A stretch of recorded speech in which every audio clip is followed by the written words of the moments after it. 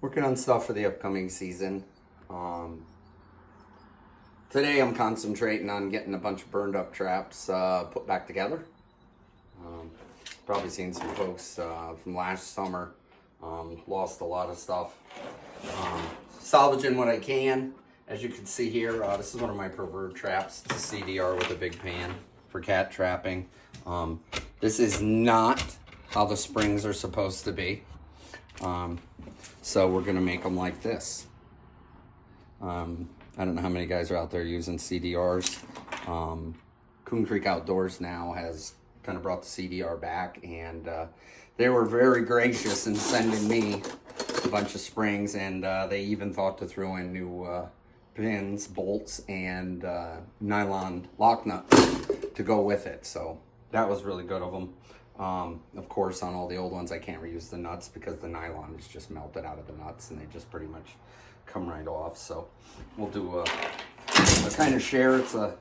It's not too bad changing these. It's a big pan. It's kind of in the way. First thing I like to do is just gonna get that pan up there and out of the way. Then you'll need a 7/16. That's what these nuts are.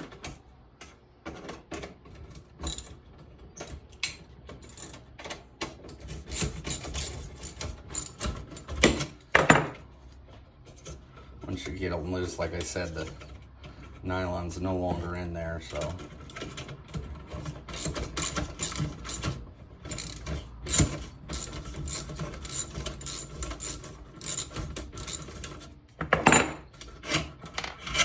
Just like so. See, the old springs come out pretty easy. That's what fire will do to them.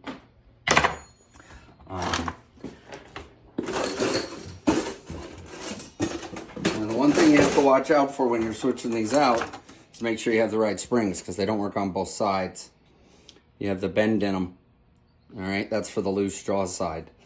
So you got to make sure you have the right spring on the right side. Now, I've found doing these, the best thing is to have them in a vise so you have a flat surface underneath the trap so you can slip these in much easier. And that has to go in and underneath. You'll need a flat screwdriver just to get it down underneath that frame and get it forward. Once you got it to that point,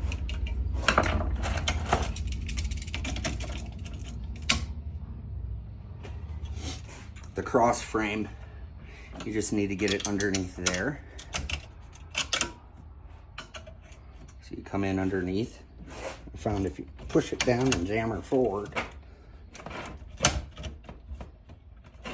there you go, you get underneath the cross frame, then you're good to go, and that'll slide up underneath.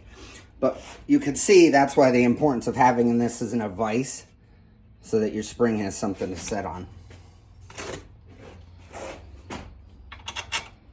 Back through the frame.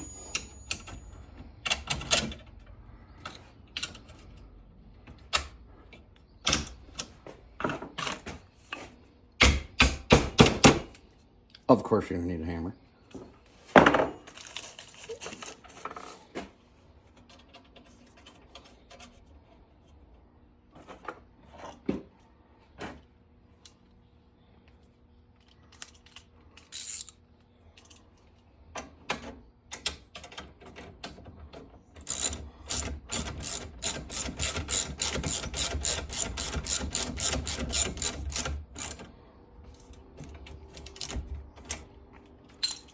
Up. Good to go. Pretty simple, but takes a little bit of playing around to kind of get the method down. The important part is having this in something with a solid surface underneath the springs so you can slide them in evenly. Line it up for your bolt. Hope that helps someone. I don't think there's probably a whole lot of guys out there running the CDRs. Anyhow, have a good one. So we got both the springs replaced, both sides. All right, this is my preferred cat rig right here. It's about 10 foot of twist link chain on a good grapple.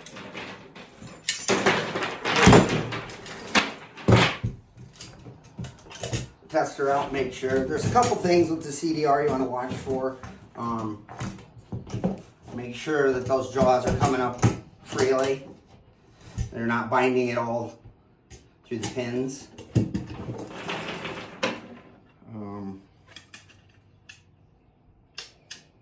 There you have her. You see she lies pretty flat. It's a big kill area. That's why I prefer it. This will end up getting tape put back on it. So I use the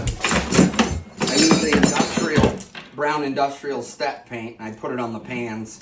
Obviously these ones are just burnt off. So I'll have to cut and stick more on these and then re-dip them. We'll be good to go.